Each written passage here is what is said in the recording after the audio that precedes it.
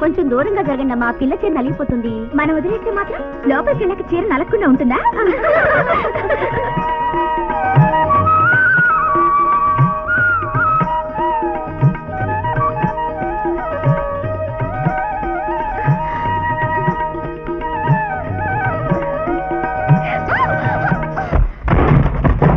ఏంటండి, ఏదో బావిలో బిందె పడిన శబ్దం వచ్చింది.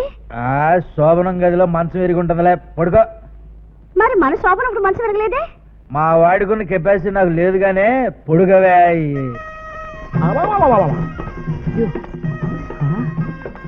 ఏంటి భయ్యా?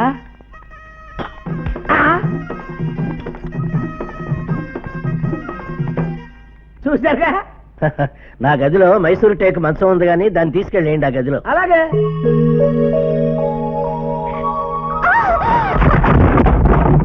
మైసూరు టేకు మంచం కూడా ఇరుగుంటది గానీ నువ్వు పడుకోవే. పాపం దెబ్బలు ఏమైనా తగిలాయేమోనండి. వెళ్ళి మందు రాసిరా. ఎక్కడికే? మందు రాయడానికి. వాసి నీ పిచ్చిసి పడుకో.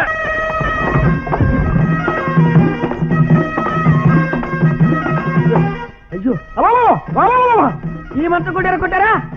ఈ విషయం మైసూరు మహారాజా గారికి తెలిస్తే నా టేకింత వీకాని కళ్ళ నీళ్ళు పెట్టుకుని మరీ బాధపడతారు.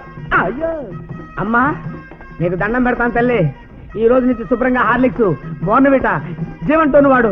నీ మొగుడు సామాన్యుడు కాదమ్మో, సామాన్యుడు కాదమ్మో. ఏమండే, ఇంకా మన ఇంట్లో గట్టి మంచాలు లేవని మీరేం కంగారు పడకండి. ఈ రాత్రికి పడక గచ్చు మీద ఏర్పాటు చేశా. ఈ రోజు మంచం వేయలేదు కదండి? అదే నాకు అర్థం కాలేదు. కొంప తీసి